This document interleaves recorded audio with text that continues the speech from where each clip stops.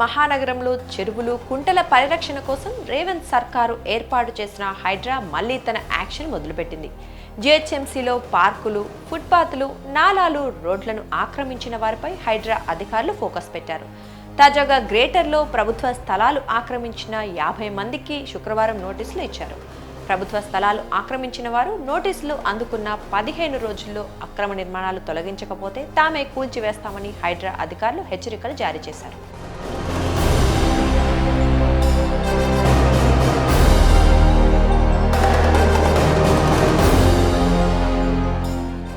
ప్రభుత్వ ఆస్తుల పరిరక్షణ బాధ్యతలను పూర్తి స్థాయిలో హైడ్రాకు అప్పగిస్తూ తెలంగాణ ప్రభుత్వం ఉత్తర్వులు జారీ చేసింది.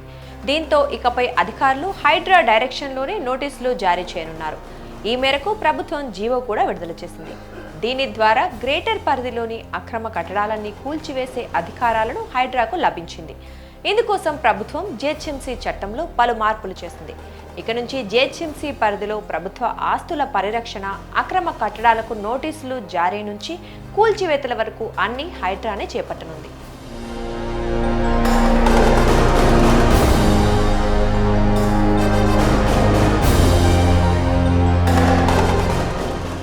తాజా అధికారాలతో ఆక్రమణలకు సంబంధించి హైడ్రా నోటీసులు జారీ చేయనుంది.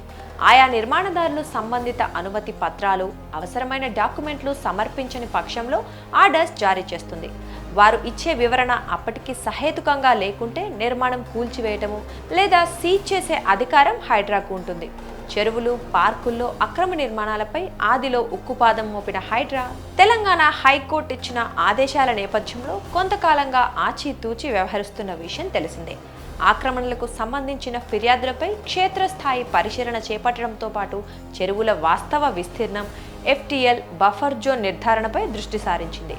ఇందుకోసం సర్వే ఆఫ్ ఇండియా, ఎన్ఆర్ఎస్సి సాంకేతిక సహకారం తీసుకుంటోంది.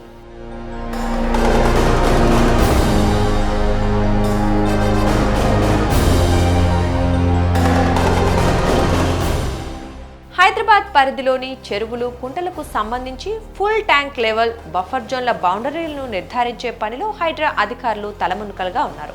అదే సమయంలో ఆక్రమణదారులపైన దృష్టి సారించారు. జీహెచ్ఎంసీ పరిధిలో వారం రోజులుగా ఆక్రమణదారులకు నోటీసులు జారీ చేస్తున్నారు. రోడ్ల పక్క ప్రభుత్వ స్థలాలు, ఫుట్పాత్లు, పార్కు స్థలాలను ఆక్రమించిన వారిపై ప్రత్యేక దృష్టి సారించారు. ఔటర్ రింగ్ రోడ్ వరకు హైడ్రా పరిధి ఉన్న నేపథ్యంలో గ్రేటర్ హైదరాబాద్ వరకు జీహెచ్ఎంసీ యాక్ట్ ప్రకారం వివిధ ప్రాంతాల్లోని 27 మున్సిపాలిటీలు, కార్పొరేషన్ల పరిధిలో మున్సిపల్ చట్టం ప్రకారం ముందుకు సాగనున్నట్లు కమిషనర్ ఏవి రంగనాథ్ తెలిపారు. తాజా జీవోతో హైడ్రా మరింత బలపడిందని, పూర్తి స్థాయిలో అధికారాలు వచ్చాయని వెల్లడించారు. ఇకపై అనధికార భవనాలను కూల్చివేయడంతో పాటు ప్రభుత్వ స్థలాలు ఆక్రమించిన వారికి హైడ్రానే నోటీసులు జారీ చేస్తుందని తెలిపారు.